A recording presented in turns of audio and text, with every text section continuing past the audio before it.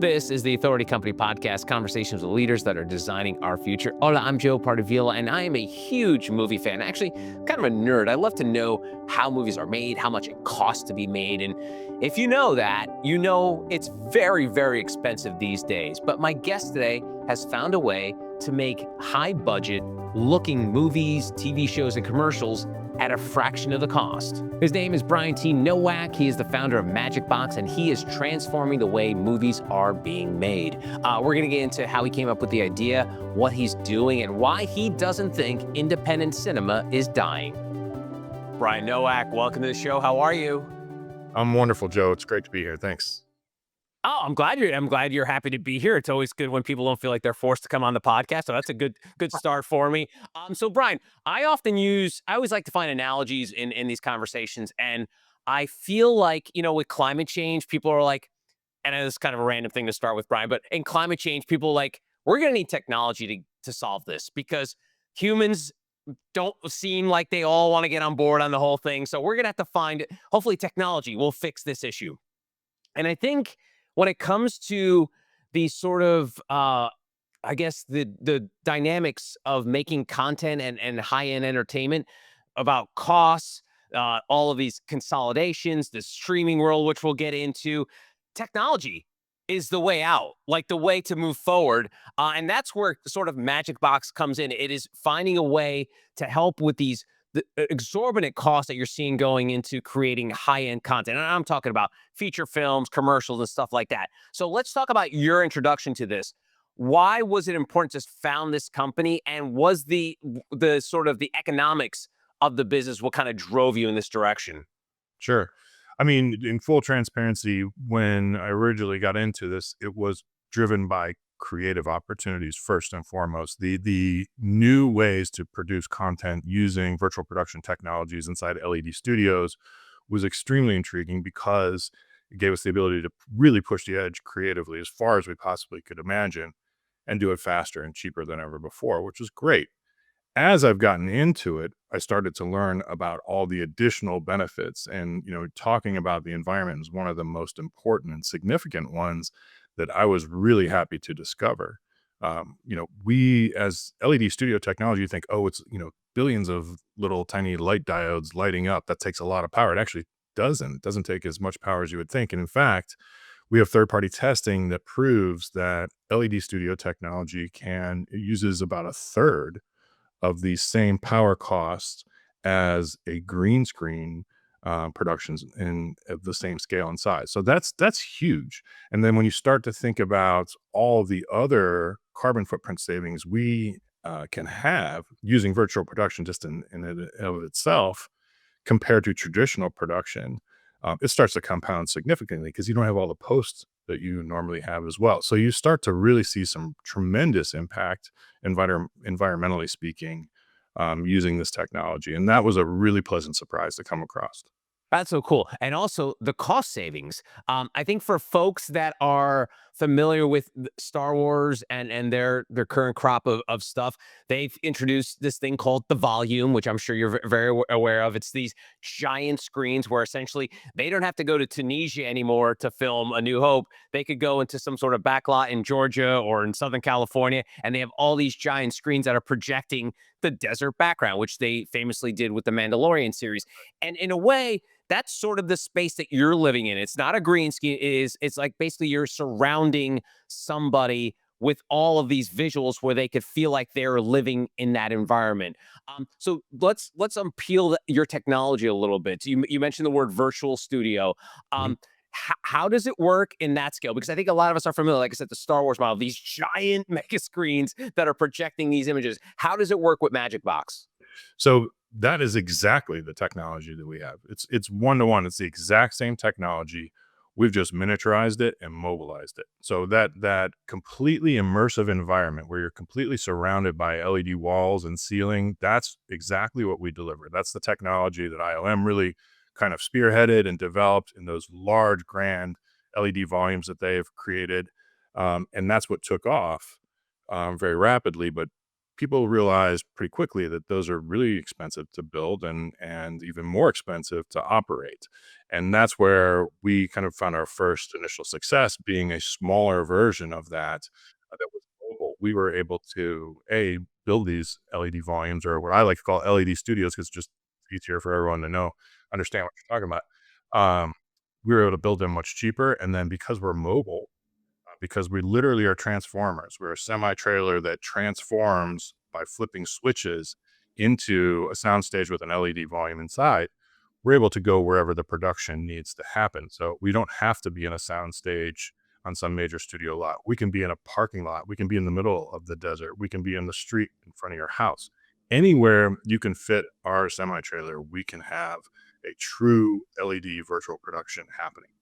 Wow, so cool. I did see some videos online where you were inside your trailer and you guys were doing sort of, like, you simulated like a driving scene where there was a car in the trailer, like a regular, sedan, and then you had all the screens surrounding it to mimic filming, driving. And Brian, years ago, I shot a short film, and one of the things that I noticed when you're on a budget, shooting driving scenes is very expensive and very elaborate. Like, I think we ended up having to put the DP just in the front seat and then using drones for exteriors, Yep. which is very popular these days. But I think people are kind of getting over that drone shot, I think.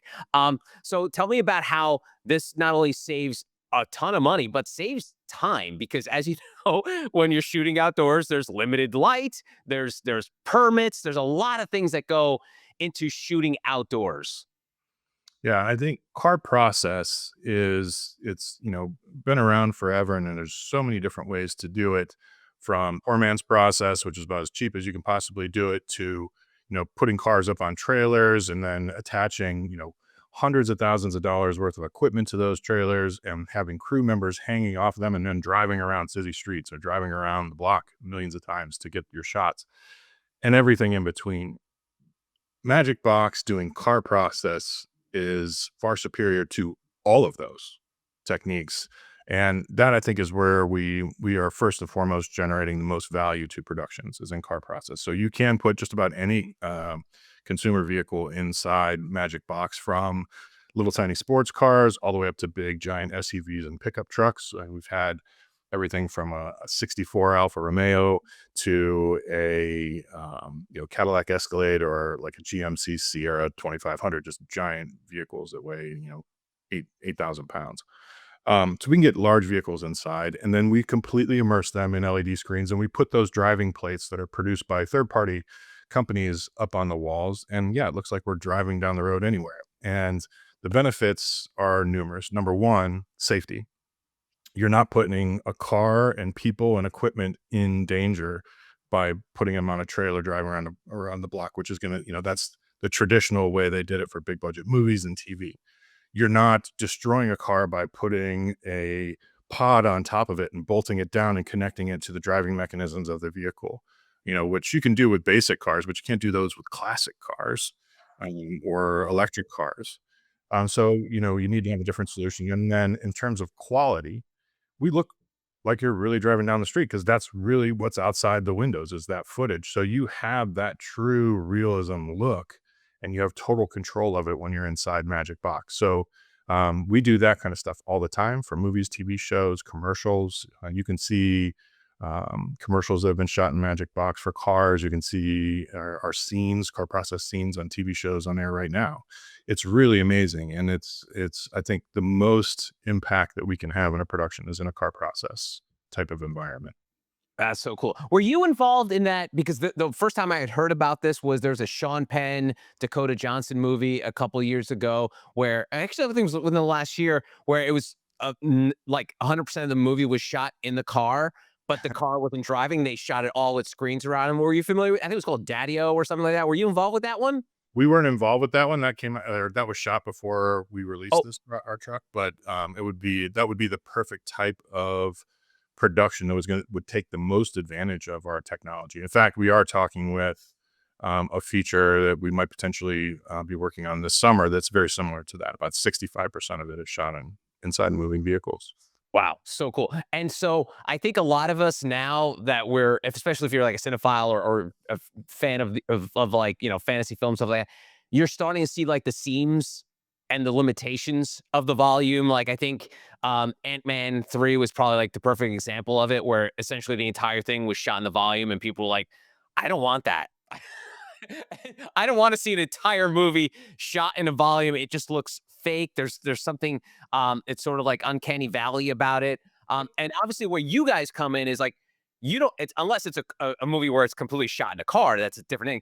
You're heightening what can possibly done in car driving scenes, for an example. It's not the end all be all for the film, but able to really kind of find a solution to a problem that people have had for years when it comes to those kind of shooting those scenes.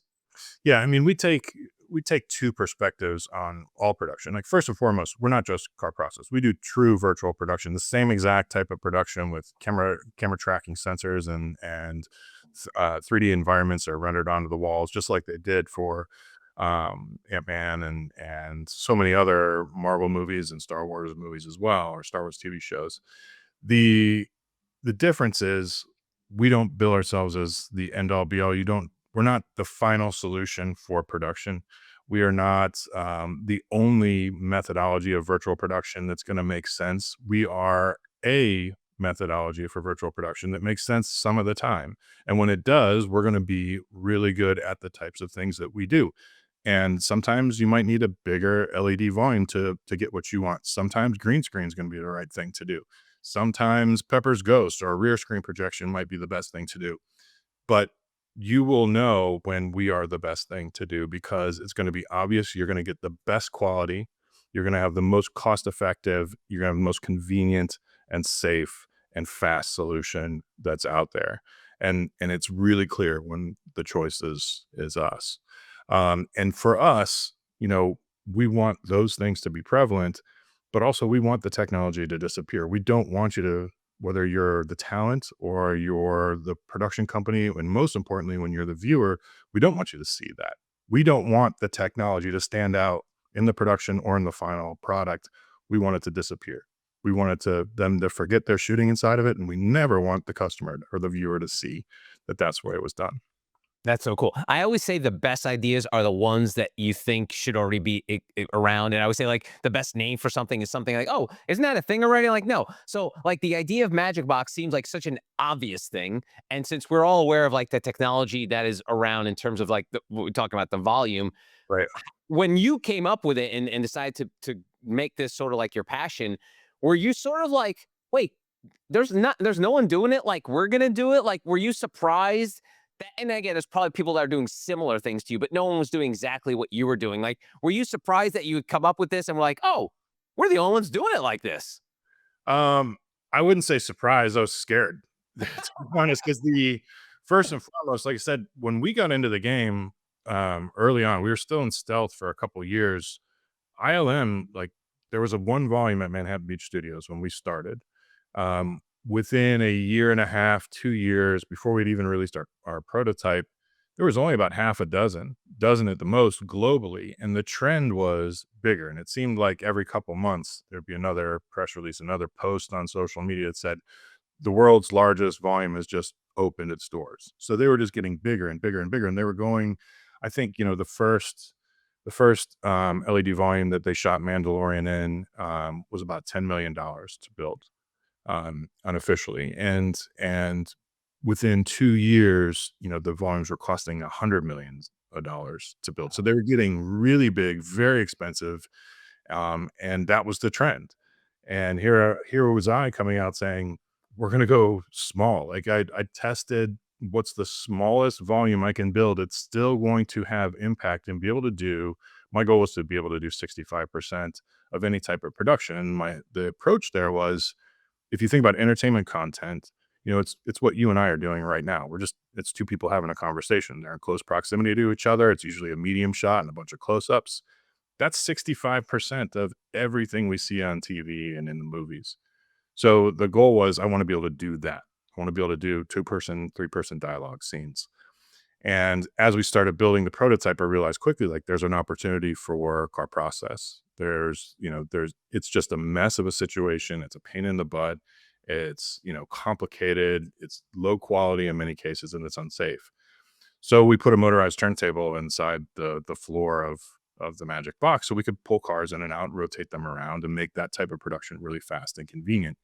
And then again, that just kind of doubled down on our size and form factor and made it, more possible to do more with it at a lower cost.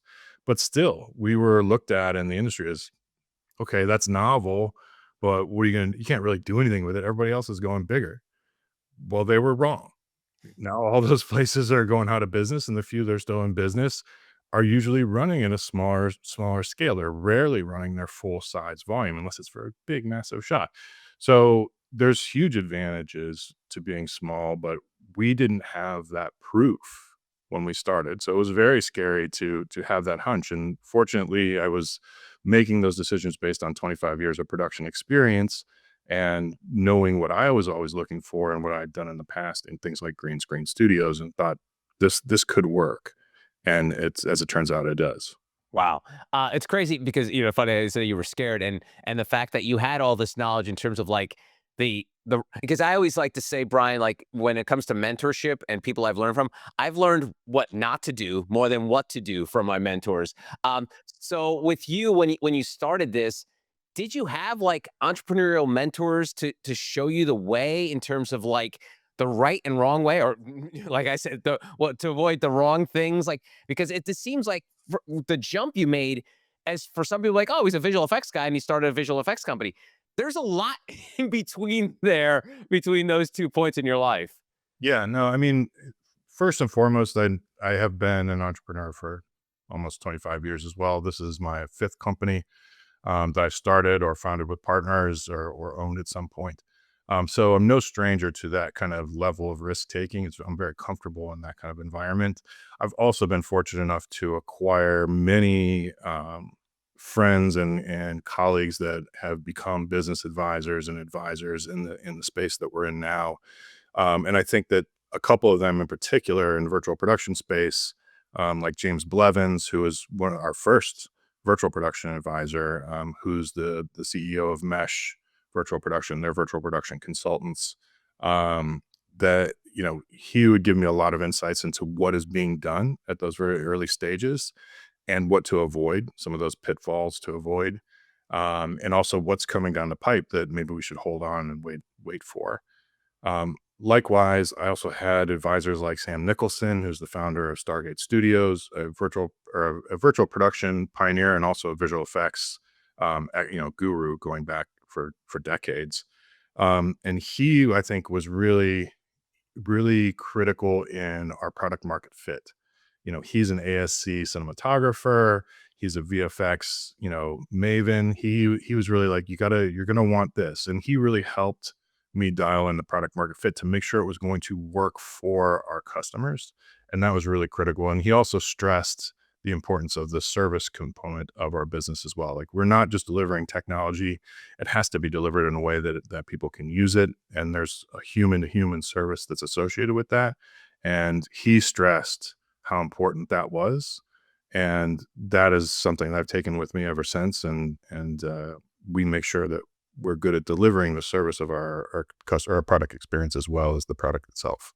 That's so cool. And just be vaguely familiar with this part of of your world is, a lot of equipment, as many people not know this, most people don't buy their equipment; it's rented, right? And so you'll hire like a crew to say, hey, what equipment do you need, and they'll fill out a list, and here's you get it, and then you go down to your local shop and you rent all this equipment. How does this dynamic work when you're using Magic Box in terms of like the DP, the director of photography? Like, how involved are you in terms of them getting their shots? Is it something like a set it and forget it where you guys, and again, you're probably not like this, but you're not a company that's gonna, hey, here's Magic Box, good luck. uh, If call us in a week when you're done with using our equipment. Like, tell me how that dynamic works between you and the creative side. Yeah, I mean, it's first and foremost, it's very flexible and agile. It's really about how much support you need. There's a lot of people who are very savvy in production inside LED volumes or LED studios now, and you don't need to do the hold handing that maybe you needed to do 4 or 5 years ago when this technology was really still emerging. So we had just asked, like, what support do you need? What questions can we answer for you? And we make sure that we're available preceding the actual production on any level that they need to have that consultation. So they're successful. That's important to us. And yes, we would never ever just drop off the truck and walk away. We want to make sure that your production is successful. So we deploy the vehicle with 3 people, 3 crew members to operate it to assure that your production has success. We make sure that logistically all the questions are answered before we even leave our lot to go to your production to make sure when we get there, there's success. We make sure that all your questions are answered as the content producer, as the DP, as the cinematographer, as the director, as the AD, whomever needs to be involved. We make sure that all their questions are asked and answered before we ever even leave the lot. Because we want this to show up and everybody be like, "Wow, that's cool! It just happened." And then we go inside and they are like, "Wow, this is so cool!" And then they just do their job the way they always have done. And when they're done, they're like, "Wow, we did that so much faster. It was so much easier. This was such a good experience. We didn't even think about the fact that we were inside this truck in the middle of a parking lot in the middle of nowhere." And that's exactly what we want. That's awesome. That's good. That's good stuff. All right, let's talk about the economics of this because we're recording this shortly after the Oscars, and if anyone's watched Sean Baker, the filmmaker behind Anora, during the awards circuit, he decried the death of independent cinema and the fact that independent movies are not what they used to be. Brian, I'm a card carrying Gen Xer, and I grew up going down to my local art house and seeing the latest movie from France, seeing like a kung fu movie, and the idea of like young filmmakers scraping by, like someone like Quentin Tarantino on a shoestring budget making Reservoir Dogs. Like the idea of that happening anymore is just unfortunately dying, as said beautifully by Sean Baker during the Oscars. So how does a company like yours help? Because as we know, when it comes to independent cinema, it's produced independently. It's people actually putting money out of their own pocket to make this thing. And the cost of talent, the cost of shooting on location somewhere have just raised exponentially. And now you make that thing, it's not even going to play in a movie theater because the movie theater is only going to show the latest, Pixar movie. Um, Mhm. how do you guys help during in this new world order of making movies? Because it's a lot harder for a young indie to get their content out on screens all over the world. Yeah. I love this question, so be ready for a long answer. Feel Let's free to do it. just however you wanna do it. But, I come from the same school of thought in the '90s. There was a huge, impact of independent films. And you think about what Miramax was doing, what directors like Quentin Tarantino were just coming up, Kevin Smith just coming up, what they were doing, Ed Burns. These guys were making really culturally impactful and significant movies on shoestring budgets, millions of dollars budget. They were still maxing out credit cards and giving blood to fund movies, which was amazing. Those were the directors that were inspiring me when I was coming up through college, and that's who I wanted to be like when I got out of school. So I very much understand that kind of mantra and that perspective on production. I disagree with the fact that the notion that it's dying. In fact, I think, yeah, it's gone away. Big budget, big, like super big budget has become the thing for the past, definitely past 15, 20 years. But it's changing right now. We're seeing it happen right now. I mean, look at two of the biggest movies or the most talked about movies over the past 18 months, 2 years, with Anora and then also with Godzilla minus one. Huge movies, tremendously successful, and super low budget. A24, another great example. Their movies are coming out really low budget. Yeah, they're under that studio mantra, but they're finding ways to do it cost effectively. I mean, even this might seem silly, but let's think about the Hallmark Channel. They're producing hundreds of movies a year, hundreds, under $5 million a show. That's a huge accomplishment. And I think that you're going to see that accelerated and amplified even more with kind of two things coming up. Number one, there's a massive trend happening with production using this and some good lenses and things like that. And let's face it, it looks good. The company who makes this shoots all their commercials on this. That happens. And they look good. You can do a lot with that. And that makes anyone a cinematographer. And they're also training to be a cinematographer every day using that same tool. I'm better at shooting things with my phone than I am with an actual camera. So I think that putting like movie production in the palm of your hand, literally, and giving you the ability to practice and train with that every day from a young age to, adulthood when you're ready to start doing these types of things is playing a tremendous role in the rebirth of independent production. Whether it's a movie, a TV show, a short, that's a different conversation. But the rebirth of production in the palm as independently done is being spearheaded by that. What's going to take it to the next level as we talk about cinematic storytelling, I think will be Magic Box and other companies that are decentralizing production from Hollywood.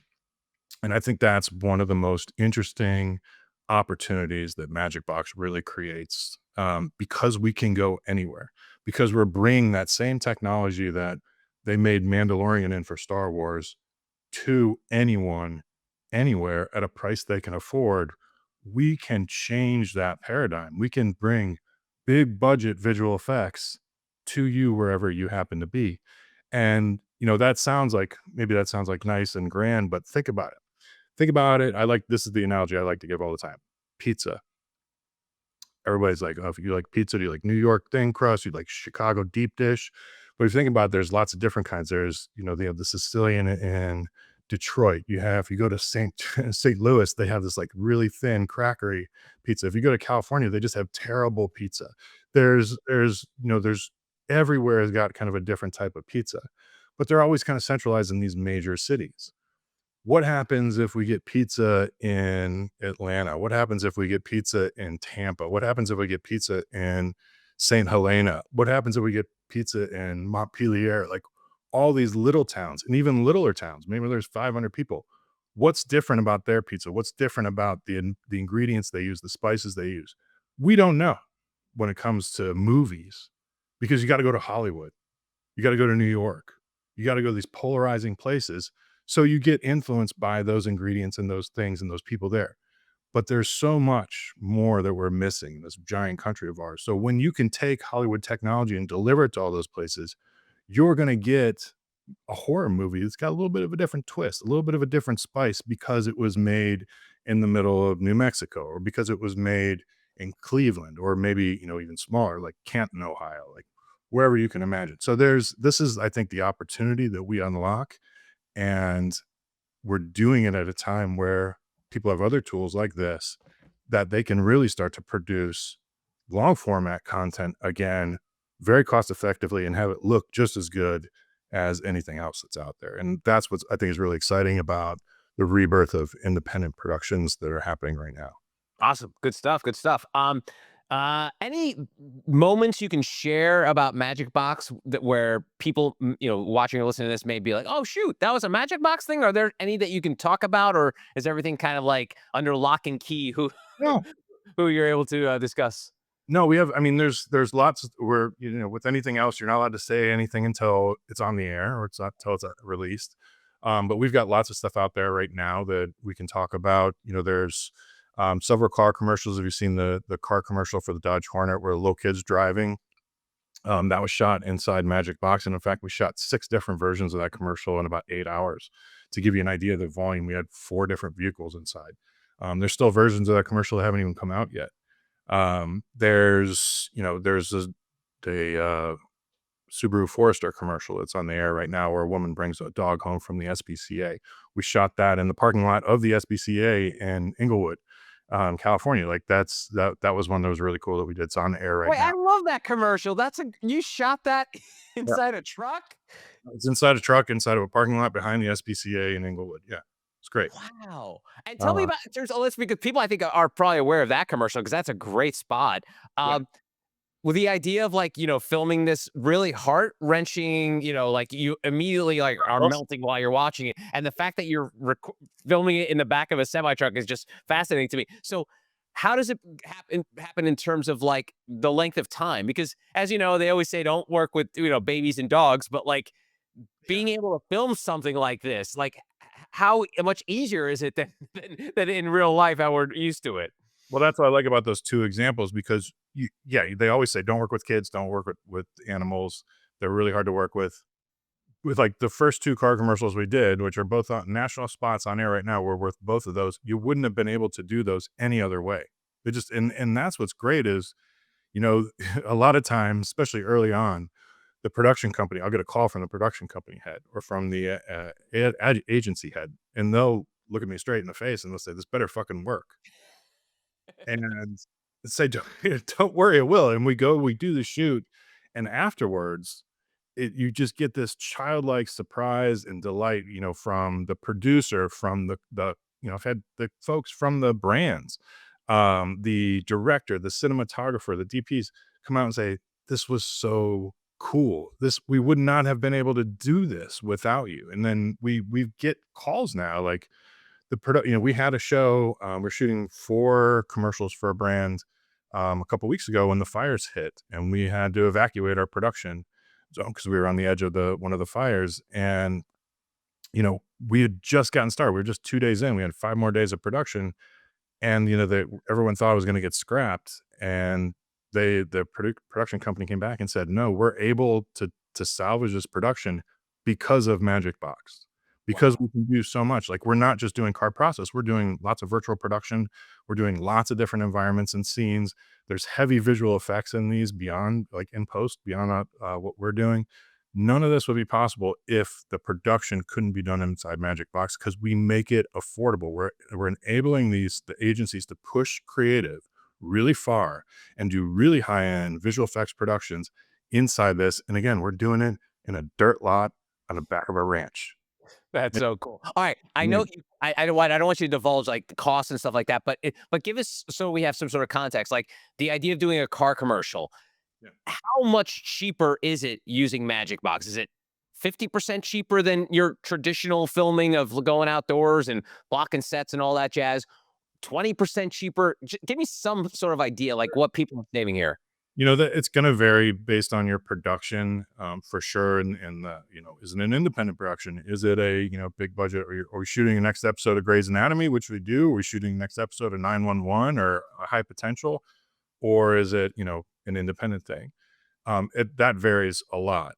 The good as far as, like, how much cheaper it is, I would say it's in general, we're anywhere from 3 to 10 times cheaper than a competing production, and I include green screen in that. In fact, green Hang screen on a second. is You didn't say 3 to 10%. You said 3 to 10 3% times? cheaper. Yes. Yes. Yeah, we're call it, 30 to 10% of the cost of doing LED volume production, doing car process on a trailer, doing green screen production. Like, the same exact thing done in green screen is more than 3 times what it costs inside Magic Box, and not to mention, we're faster. And this is where you get even more, you get compound cost savings because we show up on a lot or wherever you're shooting, you're not moving your company anywhere. We show up, and in 35 minutes, you're loading into the truck, and within the hour, you're ready to shoot. Wow. You're not wasting days in setup time. You're not wasting time for someone to paint a psych green. You're not wasting time for these guys to light a green screen wall. Like, you're getting your production done. We shot 120 shots, 3 cameras, 120 shots, for a TV show for 911 a couple weeks ago. And I mean, we had a 52Y. I mean, you can't get that many alt takes in a regular production day. We shot like almost a third of an episode of an hour-long show. Wait, One you did day, 100 shots in a day? 120, 3 How cameras. is that even, like, physically possible? That would take what? That would take, like, what, 5 or 6 days on a regular shoot, something like that? It all depends on the director and the production company, but these guys, they work inside Magic Box a lot. This wasn't our first day with them. They're very familiar and comfortable with how it all works, and they were like, "This is how we can really." They write scenes now to shoot inside the truck because it's they're comfortable with it. They see the value and they really want to push it now. Like, how much can we milk out of this? And it still is very cost effective. But Wow. when you start to look at that compound savings, the volume of coverage you can get and how much you can get in a single day, that savings is almost immeasurable. Wow, that is cool. Now, earlier you mentioned you were scared doing this. I don't. You're probably not that scared anymore, right? This is working. No, I mean, it's definitely working. I always like, never want to get overly confident, especially when it comes to technology and, anything can happen. But our job now is to put in as many measures as we can and redundancies and safety nets and to make sure that regardless of what comes up, we're able to roll with the punches and still make the production happen. So That's that's so cool. And you mentioned, we talked about like how this is basically a mini version of the volume that people know about Star Wars. Now, does as now and as an entrepreneur, you said not your first rodeo, but do you worry like what I did here was ve- not to say simple, but I basically simplified a very complicated process. Do you worry that you've made it so easy for people to replicate? What is the what is the differentiator from stopping someone be like, "Hey, I like what Magic Box doing. I can come up with a better way to do it." What tell me about that? Yeah. So, of course, you're always worried in business like there of competition, but there is competition out there, and it's different. It doesn't offer the same solution we have, and not the same capabilities, not the same end result visually, and not the same service and the way we deliver and how fast we are. There's still nothing as fast and capable as we are out there. But that said, you what we have at the front end is very simple, and the experience of it is simple and it disappears. To deliver what we deliver in that way is extremely complicated. We have patents that cover our solution. We have that kind of protection, that IP protection, to help us, prevent people from just doing the same thing we're doing. But honestly, it's hard as fuck. You, you're not, you can't just do what we do. It's not easy. It's not simple. It's hard to do. It's really hard to do it repeatably, reliably, over and over and over again with the same experience and the same predictability and the same speed. That's where it gets hard. And that's where people are going to have a hard time competing with us because that's the trick that we figured out and that we are able to repeatably deliver over and over and over again. Knock on wood. Yeah, so cool, so cool. All right, last thing. In terms of a bucket list for Magic Box, is there some sort of project that you'd be like, yeah, I definitely want to do, either whether it's a filmmaker, whether it's an IP, is there something out there that you definitely want to get done in the next couple of years with Magic Box? I mean, for me, it's easy to say like, yeah, sure, I'd love to work on a Star Wars production because that's kind of like the benchmark that was initially set. I'd love John Favreau to work inside the truck. That it's easy to say those things, but the reality is, what we're out to do is bring this technology to everyone. The people who haven't made a name for themselves yet, but they have that idea, they have that talent, but they maybe don't want to move to Hollywood or they don't want to move to the big city. Those are the people that I want to see using our products every day. And when we get to that point where those people are using our products every day, when colleges are using products to promote their athletes, and when independent movies and are being produced inside the trucks, and when I can go on YouTube and just see random social media influencers using, that's the type of thing that's going to be impactful to me, is to say like this has been adopted by the creatives are out there, the artists that are out there who have this capability and this skill, but didn't have the medium. Now they do. Sweet, sweet. I feel so much better about the future of independent cinema now after speaking with you, Brian. If folks want to learn more about Magic Box, where should they start? Magicbox.ninja. So cool. Brian, thanks so much for your time. I really appreciate it. Thanks, Joe. And that'll do it for this episode. If you want to connect with me and find out more about our guests, go to theauthoritycompany.com.